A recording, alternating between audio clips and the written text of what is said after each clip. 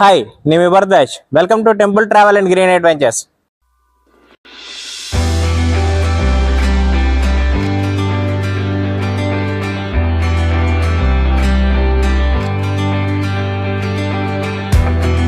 ఈ రోజు మనం ఆంధ్రప్రదేశ్ రాష్ట్రంలోని కృష్ణా జిల్లా పెడనపట్నానికి రావడం జరిగింది. ఈ యొక్క పెడనపట్నంలో పైడమ్మ తల్లి అనే ఒక గొప్ప గ్రామ దేవత ఉంది. ఆ గ్రామ దేవత ఇక్కడ చాలా ప్రసిద్ధి. అలాగే ఈ యొక్క క్షేత్రాన్ని ఇప్పటికీ రెండు ఫ్యామిలీలు ఏదైతే ఈ ఫౌండర్ ఫ్యామిలీస్ ఉన్నాయో వాళ్ళు స్టిల్ ఈ యొక్క క్షేత్రాన్ని మెయింటైన్ చేస్తున్నారు.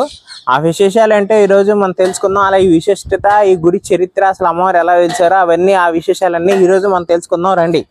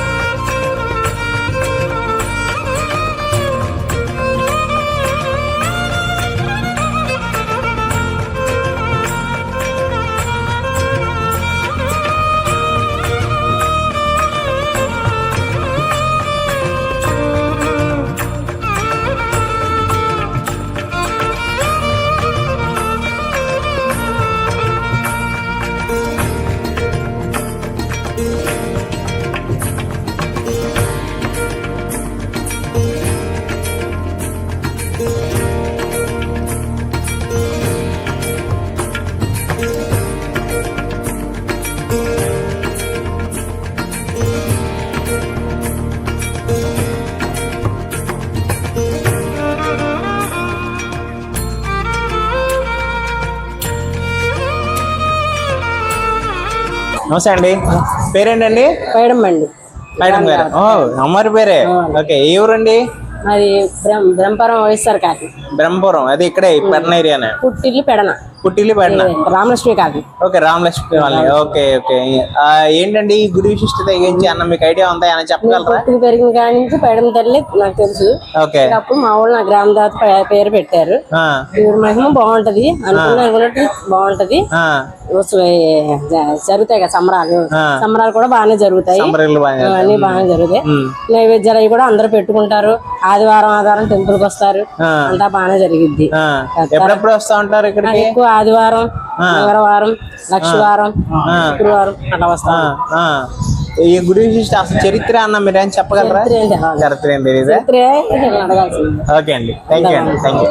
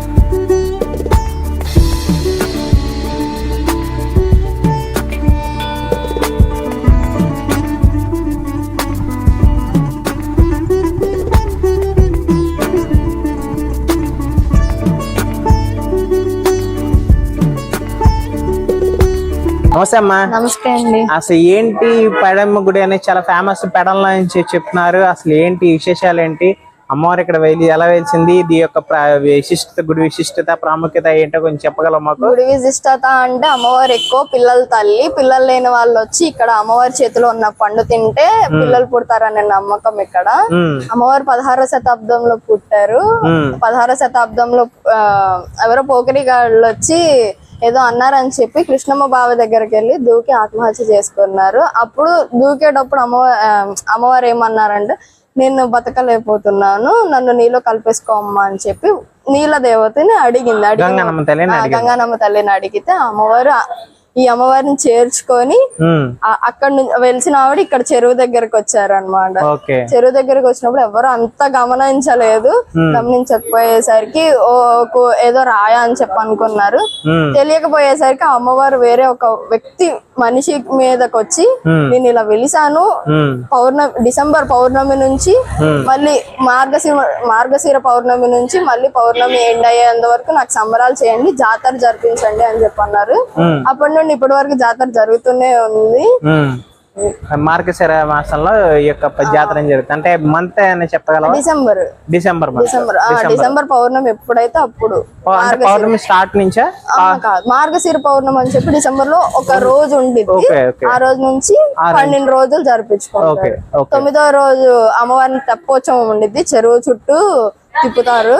మళ్ళీ 12వ రోజు రాత్రి అంతా ఊరేగింపు, ఊరు మొత్తం అమ్మవారిని తిప్పుతానే ఉంటారు. అయ్యిద్ది, గుడికి రాగానే ఉయ్యాల్లో వేస్తారు. Okay, fine.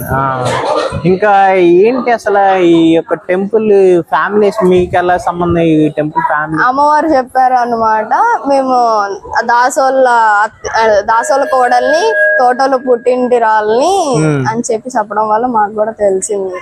అమ్మవారు కాకముందు వ్యక్తి అనమాట, ఆ మనిషి వల్ల అలా జరిగింది. అదే చాలా మంది గ్రామ దేవతలు మనుషుల నుంచి దేవుడు మనుషుల నుంచి అంటారు, అలాగే వస్తుంది అనమాట.